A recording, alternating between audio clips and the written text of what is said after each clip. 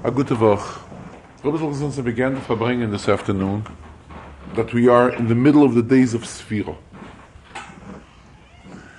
And in fact, this week, we will be celebrating Lag Baimer. And Lag Baimer is the day that has a shaykhis that relates to all the days of Sphira. To the days of Sphira prior to Lag Baimer, as well as to the days of Sphira after Lag Baimer. And as we know, the whole contents of the days of Sphira is that the disciples of Rabbi Akiva passed away, and as the Gemara gives us the reason, the Gemara uses the expression Shaloi nohagu kavod zeh b'zeh. They did not respect one another. But when we look into the words of our Chachamim, and we see the underlined Shaloi nohagu kavod zeh b'zeh. Now, not respecting one another could be expressed in many different ways in Hebrew, and here we see that the Chachamim have found it suitable to use the word Nahagu Kavod. And what is this underlining of Nahagu? Nahagu relates to the same word as a minhag. A minhag really means a custom. And the Rebbe explained, when we are looking to understand the meaning of the words of that the disciples of Rabbi Akiva, lo nahagu kavod zeh b'zeh, they did not respect one another, we have to find the lesson which we can derive it from this, and how we can rectify it now. Now we have to respect one another in a way of nahagu, in a way of minhag. What's the taich minhag? A custom. So when the Rambam explains how halachas were formed, how dinim were formed, the Rambam brings out that something which Yidden have adopted and are doing so in a way of a minhag, in a way of a custom. A custom has the power that it becomes a halacha, it becomes a din. Memela, what we are saying here is also that the idea of respecting another person has to be in a way of a minhag. In other words, it has to become part of din, part of halacha, part of our lives, how we have to look up and respect another person. Yet deeper touches the Rebbe. Minhag also comes from the word manhig, a leader.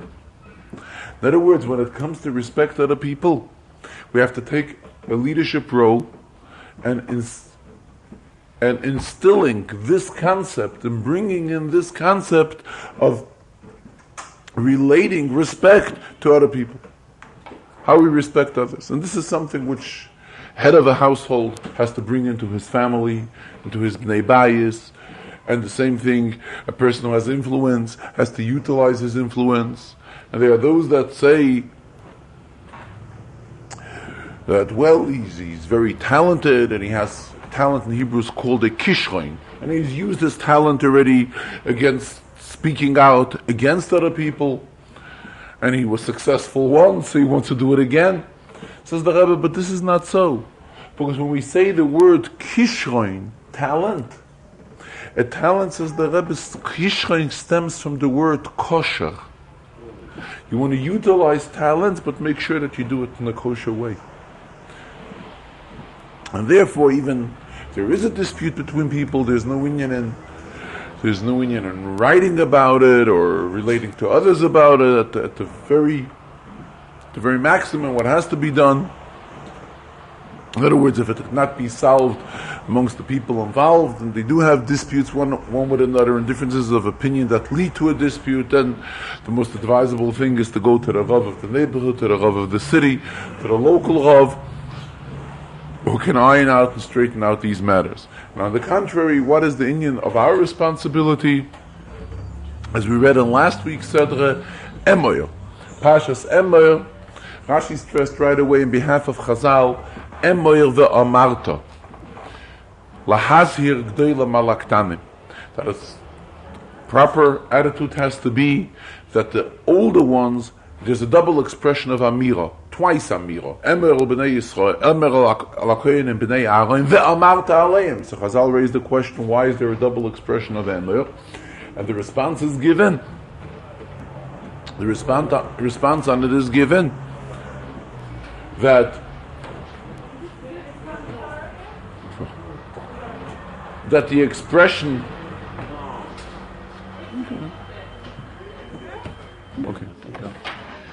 and as we just read in last week's Sedre, last week was Pashas Emer, and we read double expression of Emer, the Amarta.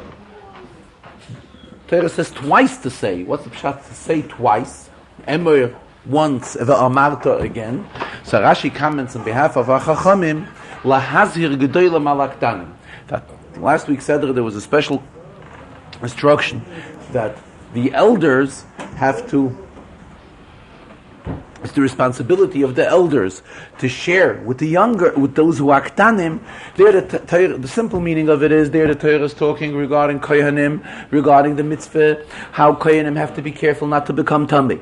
So the Torah is telling us that the same obligation, there's an additional obligation that the elders of kohanim have to relate to the younger kohanim, to the ktanim, to make sure that they too follow these instructions. However, the Rebbe's teaching is lahazhir gedoyle malaktanim. It means that when the gedolim, when the ones who are in the category of older, when we're talking about older and younger here, it does not necessarily relate to age. Older or younger means one who is at an older level, at a higher level, the knowledge of Torah, as opposed to the one who is in the younger level, the knowledge of Torah.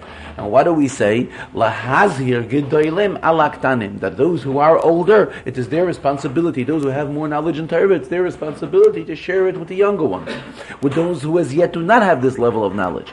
But here again comes in an accurate expression. The expression here is lehazhir. Lahazir, besides meaning to caution, to warn, lahazir also means to illuminate, to bring light. And when the one who is in a level of a godel shares his knowledge and goes ahead and utilizes his influence on those who are as yet at the level of ktanim, there what happens is he gains a spiritual illumination. And here the Rebbe brings a pasuk. Pasuk says that when Mashiach will come, there will be a special revelation of an illumination. V'hamaskilim yazhiru kizohar harakia. Those maskilim, those who are intellectual, those who are intelligent, yazhiru, they will shine as the shine of the sky. This is a revelation which will be when Mashiach will come. But being that we know the halacha is that on Friday we're supposed to taste the food of Shabbos, Toyamer Chaim Zachu. Now we are already in Friday compared to the time when Mashiach will come. That's a time that's considered Shabbos. So we say that today, by lahazir gedolim alaktanim, when the gedolim are utilizing their influence and uplifting the ktanim, this creates a zohar, this creates a spiritual illumination by those involved in this type of an effort. The Rebbe concluded the Sikh, that we are now entering into Parshas Bechukosai, which we read this afternoon by Mincha. And what is the whole meaning of Bechukosai? Simple meaning of Bechukosai is, in Bechukosai Telechu, if you will follow my chukim, we know mitzvahs are divided into three categories. There's Eidus, Chukim, and Mishpatim.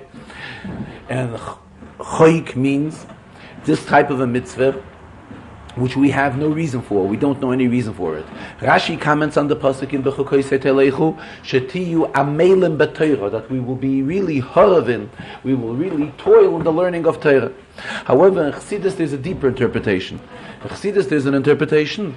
Bechukosei, choik comes from the word to engrave. There is writing and there is engraving. What's the difference between writing and engraving? Difference is a very simple one. When something is written with ink, it can be erased. When something is engraved, when you go ahead and you engrave lettering on stone or on anything which you will engrave it, you cannot erase it. What does it mean spiritually? That the Torah here tells us, Im bechukosai telechu, that the attitude of a Yid towards matters of Torah and mitzvahs has to be an attitude just like of an engraving. What does it mean? In other words, that Torah and Yiddishkeit can never part from him. It becomes so much part of him that it never fades, it can never vanish. It becomes totally united together with him. The Rebbe continued in the second Sikha that it's customary to discuss in Yonim and the Farbrengen that relate to the daily Shiurim and Rambam, which we learn daily, and especially as it's been adopted by more and more people to learn the Shia Rambam in a format of learning 3 prakim of Rambam a day. And in the learning of the daily Shia and Rambam, we will finish today the halachas of Klei HaMikdash, the kelim that deal, kelim of the Beis HaMikdash, the vessels, the dishes, various vessels which we use in the Beis HaMikdash, and we are beginning the halachas of Bias Mikdash, the halachas of entering the Beis HaMikdash. And this is something which we are hoping for, that we will be able to have access to the third Beis HaMikdash when the third Beis HaMikdash is ready. Brought in Svarim, the Rebbe always emphasizes it, that the third Beis HaMikdash is ready, it is already built. The only thing is, it has to come down so that we should be able to enter it, we should be able to have access to it. However, if the Beis HaMikdash is built, then all the vessels which are needed for the Beis HaMikdash, all the kelim which we learn about in the Shiurim and the Rambam, all the kelim for the Beis HaMikdash are also there. And as well as Bias Mikdash, entering the Beis HaMikdash, to enter the Beis HaMikdash, there's a prerequisite that who can enter the Beis HaMikdash? Only the person who is tahir, only the one who is pure. One who is tamei cannot enter the Beis HaMikdash. So the Rebbe says in this concept, there's a tremendous moral also regarding Avas Yisrael. And as Avas Yisrael, as we underlined before, we mentioned earlier, the entire union of the days of Sfira is an emphasis to strengthen Avas Yisrael, because this is what went wrong by the disciples of Rabbi Akiva. They were lacking Avas Yisrael, and that is why, as we discussed earlier, they did not respect one another, and that is why all the disciples of Rabbi Akiva passed away during the days of Sfira Soimer, and it was on Lag Baima that they stopped passing away. So it's suitable in this Inyan of Rambam also to find an extra cautioning on a matter that deals with Avos Yisrael. And that is, so that the Yidden should be able to enter the Beis HaMikdash, there is a need that every Yid should be sprinkled on him from the ashes of the Parah Adumah. And as we learn, Chazal tell us that throughout Jewish history, from the first Parah Adumah which was made when Moshe Rabbeinu processed it in the Midbar, 9 Parah Adumahs were made. And when Mashiach will come, the 10th one will be made. And we know number 10 is a number of special significance. It's a number which relates Asiri HaKodesh. There's an expression in Chumash, the 10th is holy. And when Mashiach will come, the 10th of the Parah Adumas will be made. And the halachas of Parah Adumah, there's an important factor that each Parah Adumah which was made, you had to mix into it with ashes from the previous Parah Adumah. So in other words, it means that even the 10th Parah Adumah relates back to the very first Parah Adumah. Each Parah Adumah has a shaykhs one with the other, relates one with another. What is the taich? What does it mean when we mix in from all the various Parah Adumah? When we mix together ashes, we cannot identify which is from the previous Parah Adumah, which is from the 9th, which is from the 8th, and so forth. It becomes all mixed in together. There are certain things that when they are mixed together, we can at least identify one from another. When these ashes are mixed together, there's no way to identify it. The same thing says the Rebbe. What is the inyan of unity of amongst Klal Yisrael? Unity of amongst Klal Yisrael has to be in such a format that Yidden become totally intermingled together. Yidden become totally one to an extent, just like compared to the ashes of the Parah Adumah, that become mixed in together to such an extent that we cannot identify which is from this Parah Adumah, which is from a previous one, and so forth. The same thing when we're talking about the unity of Yidden. The unity of Yidden has to be such that Yidden have to be totally united together. Incidentally, we're talking about the need of the disciples of Rabbi Akiva passing away, and this is the extra strength and emphasis which we are supposed to put these days on Avos Yisrael. This past Tuesday night, the chief rabbis of Eretz Yisrael, the Rabbanim Roshim, were by the Rebbe. The Ashkenazic chief rabbi as well as the Sephardic chief rabbi. And in the conversation, they were talking also about Inyan of the days of Sfira. The Rebbe raised a very interesting question. The Rebbe raised the question, the Gemara tells us that Rabbi Akiva was the one who said that Avas Yisrael is a klal gadol b'Torah. V'ahavta l'reyacha kamocha, Rabbi Akiva oimer zeh klal gadol b'Torah. That this is something very basic and very fundamental. And Torah, the fact of Avas Yisrael.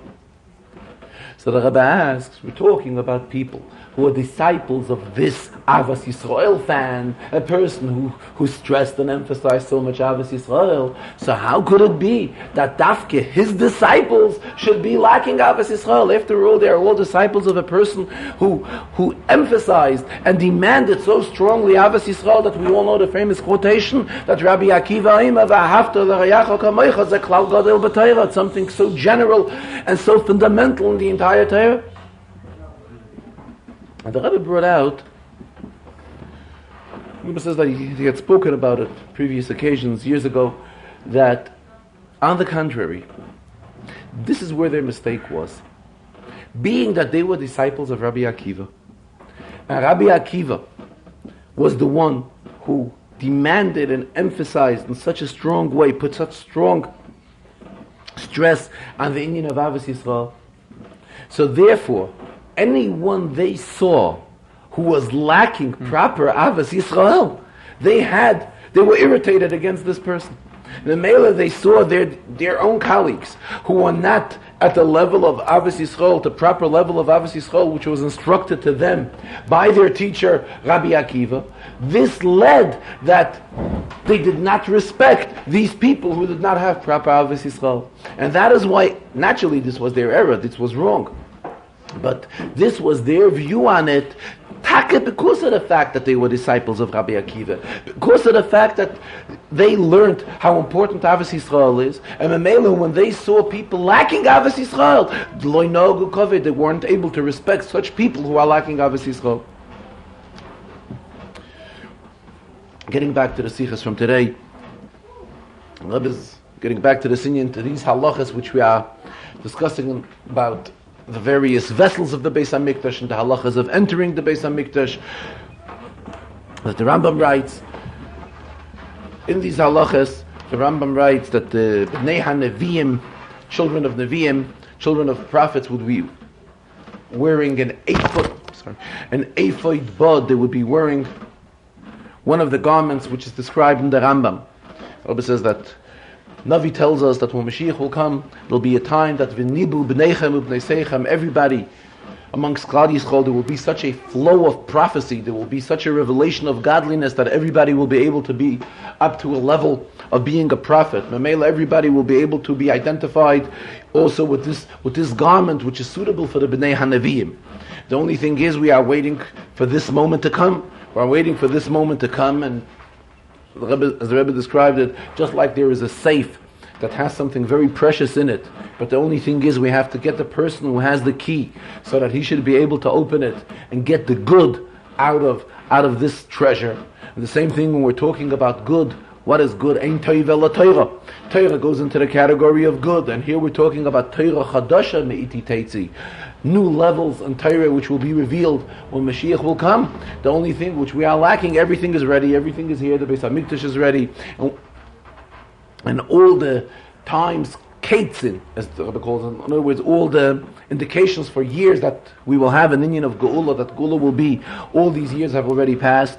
The only thing which we have to do is that the proper time should come, that the one who has access to the key should open the safe, and the good will be revealed. That will be with the coming of Mashiach.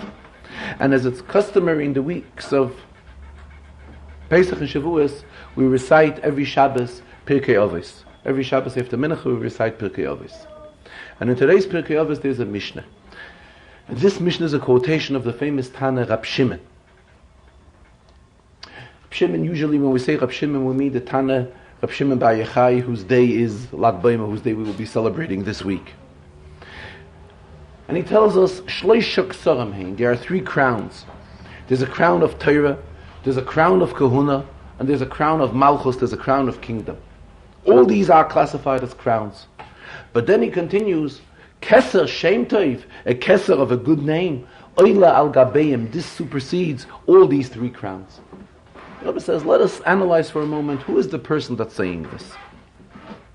The one who's saying this is the Tana Rab Shimon.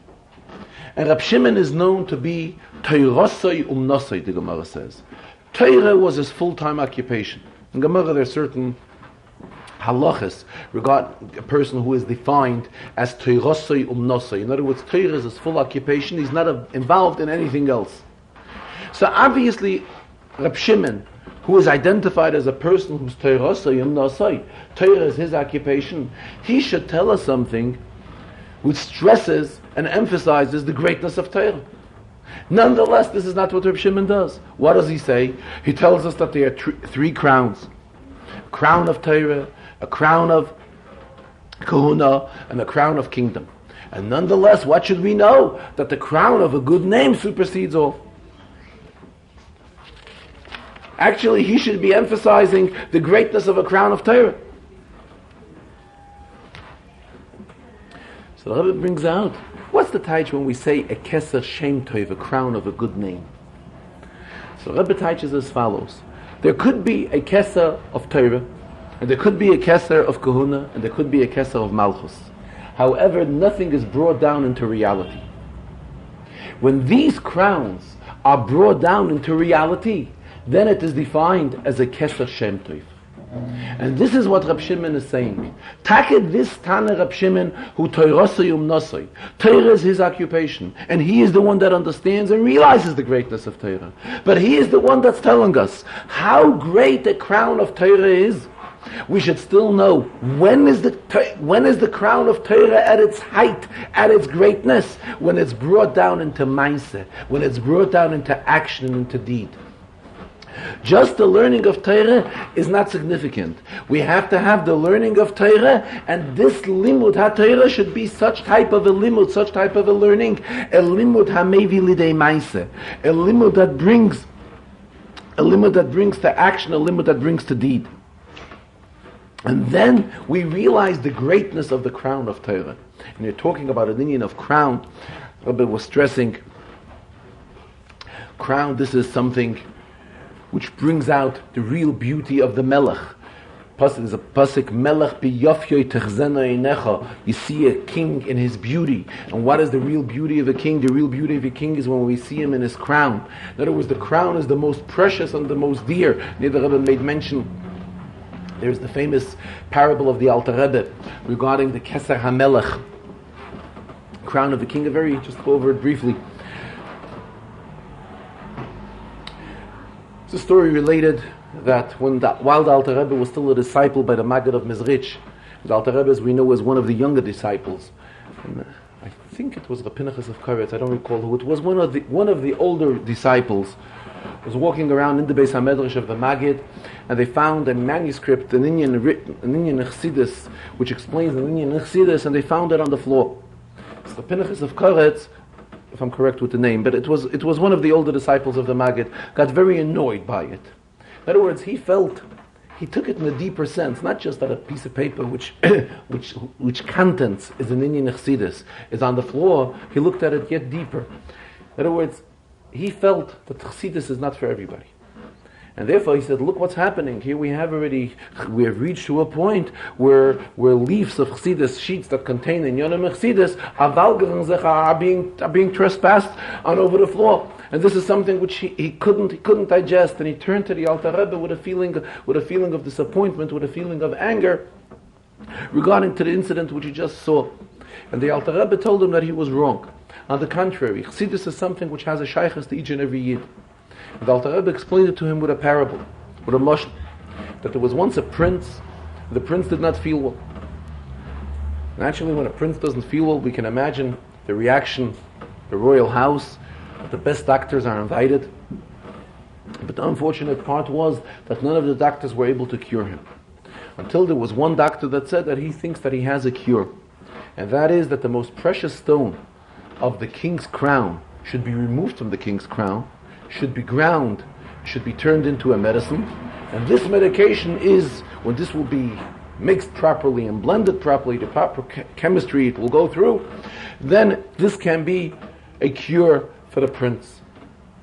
Actually, the prince was very dear to the king, but nonetheless we know how precious the crown in the kingdom is, and especially the most precious stone in the crown. And the king was reluctant. He felt he will definitely be able to find some other doctor, some other professor that would be able to come along and find a different cure. But as time passed by, the situation of the prince was not getting better, it was getting worse. He was deteriorating, and no doctor was able to come up with some sort of a cure to be able to cure him, until King had no alternative, and he turned again to this doctor who originally came up with the suggestion to take the most precious stone out of his crown and convert it into a medication. He turned to him now and he said, I have no alternative, I'm ready to follow your instructions. Now the doctor said, when I suggested it to you originally, I was confident that it'll help. Now his condition is not the same, and therefore I'm not so sure that it's going to help. I cannot guarantee you it's going to work. King said, nonetheless, I have no alternative.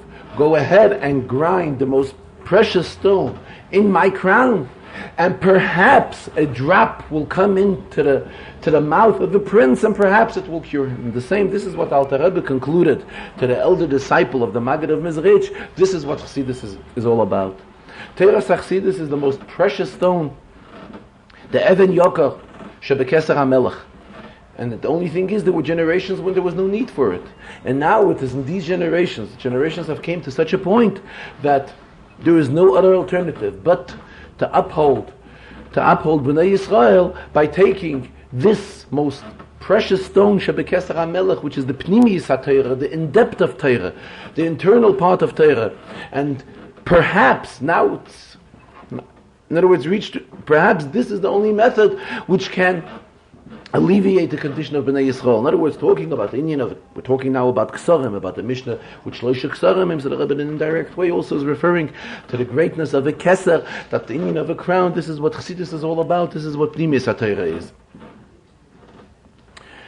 Well, we concluded we are talking about making Siyumim in Torah. In other words, we are finishing halachas. Whenever we finish one inyan of halacha and we enter another inyan of halacha, usually by Yidden it's a custom to make a celebration. And when Yidden celebrate such things, it's Roiv Hadras Melech. The more people that participate in the completion of a Masechta or a completion of halachas, it adds glory to the Melech, it adds Hadras, Shenkait, glory to the Melech, to the king. And talking about an inyan of Roiv Hadras Melech, here the Roiv, which means many. Here the Rebbe reminds us on another inyan which the Rebbe has been talking about in recent weeks, which is the first Mishnah in Pirkei Avos, Ha'midu Talmidim Harbe.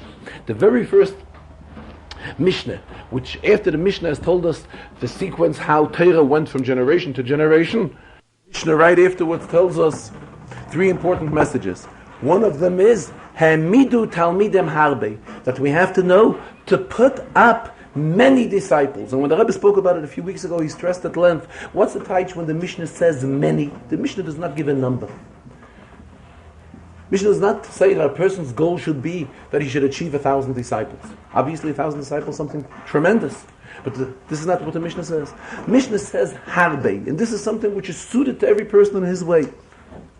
But at the same time, a person can never satisfy himself saying that he's already reached out to so many people, he already brought close to Yiddishkeit so many people, and Memela he has done his share. It is not so. Because as long as he has not fulfilled what the Mishnah says, harbe is really an unlimited amount. Many. You have to put up many Talmidim. And many is something which, this is a number which we've really never reached to. Because we can constantly still reach out to more and more Yidden, which all of this is the inyan of Ha'midu Talmidim Harbe. To put up many Talmidim. And here the Rebbe comes into another inyan, which is that yesterday, Friday, was Pesach Sheni. Pesach Sheni originated from the Yidden, when the Yidden were in the Midbar. And everybody was makriv a korban Pesach on the 14th of Nisan. There was a group of Yidden that came to Moshe Rabbeinu and they said that they could not bring the korban Pesach. And as Chazal tell us, they were involved with other mitzvahs. They were involved with they were in charge of the body of Yosef, which they took out with them from Mitzrayim. And therefore they were tamei at the time. And being that they were tamei at the time, we know that if somebody is tamei, he's prohibited from taking part in a korban. So they came to Moshe Rabbeinu and they asked, Lama nigora, why should we lose out? Why should we be excluded from taking part in the korban Pesach? And this is where Moshe Rabbeinu related their message to HaKadosh Baruch Hu, and HaKadosh Baruch Hu gave a response that there's a concept of Pesach Sheni, which means exactly a month later, on the 14th of Iyar, a month after the regular Pesach is brought, those who are unable to bring the Pesach on time can bring a Pesach Sheni. So there's a famous expression, which is a quotation which the Rebbe refers to very often. It's actually a quotation from the previous Rebbe, that Pesach Sheni teaches us a tremendous moral. The lesson which we can derive from Pesach Sheni is "As is nishto kein farfallen." That's how the expression goes in Yiddish. It is never too late. In other words, something which we missed out, and we couldn't do it on time, we can always rectify it. We can always still make up for it. And as the expression goes, even though at the time when the thing had to be done, we were tamei. Tamei means a person who's not on a proper spiritual level. He's the one that's tamei. He's not pure. Or as the pasuk uses another expression, b'derech lechoka, he has been very far away. What does it mean? Just like it means physically, he wasn't able to reach to the Beis HaMikdash. The same thing is spiritually. There are those Yidden who are unfortunately they are on a level of, they are far away. They are spiritually far away. And here we say that even for such Yidden, there is also a takana, there is also a way to rectify things, and this is what Pesach Sheni teaches us. Pesach Sheni teaches us, "As is nishto kein farfallen." It is never too late. Rebbe elaborated today on this, and the Rebbe brought out when we say it is never too late, that means that a person has a chance to rectify things which went wrong, not only recently, to rectify things which went wrong a week ago and a month ago and a year ago and years ago, even things which he did wrong in his childhood. The Rebbe says that it's brought in Svarim.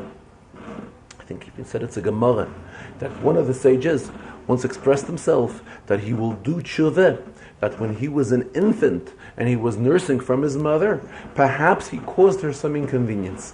To such an extent. What does this show us? This shows how far back a person can straighten out matters. Straighten out matters even for things which went wrong when he was a child or when he was young. And this is what the message of Pesach Sheni teaches us. As is nishto kein farfallen. It is never too late. And the same thing the Rebbe says in regard to those who had Talmidim, who had disciples, and they were teaching their disciples. But nonetheless, when we look back and we start evaluating things, we realize that we did not put the utmost into our disciples. We could have put much more into them, and we did not do it. So again, we have the lesson from Pesach Sheni, "As is nishto kein farfallen." It is never too late, and we can still rectify these things. We can trace back and go back to those people that we had an influence on, and we have an influence. We could reach out to those people, even though at a certain time we did not give them enough. Now we can still fill in for that. The Rebbe said the most, and the Rebbe added on, that even parents who educate their children, and in Gemara it's mentioned that the age of educating is up to age 24.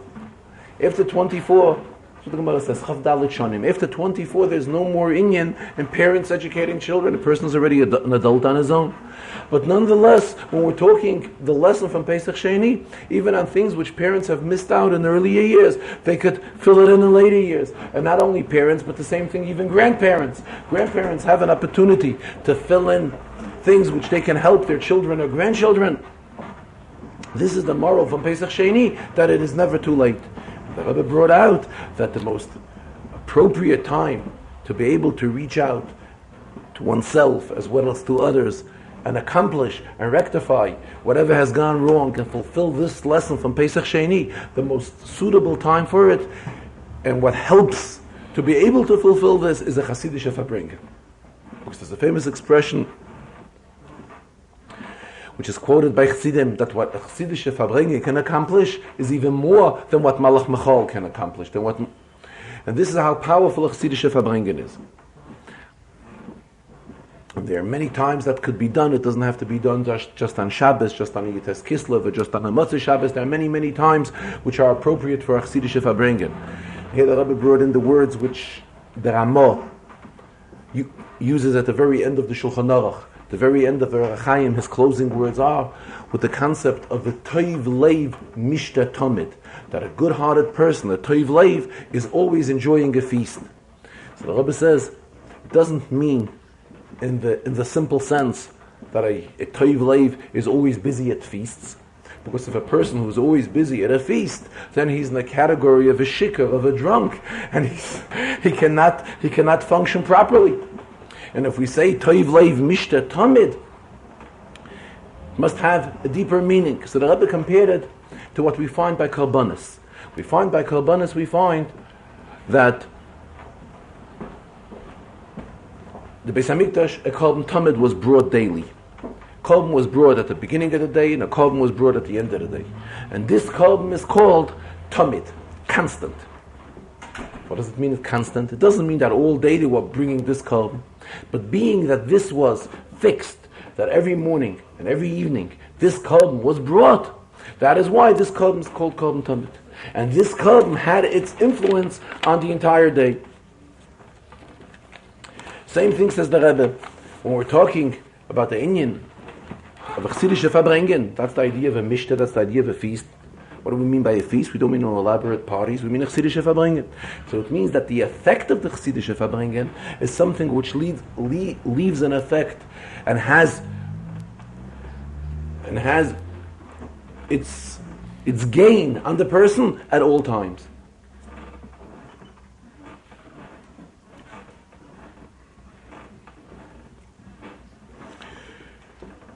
In the next Sikha, the Rebbe continued.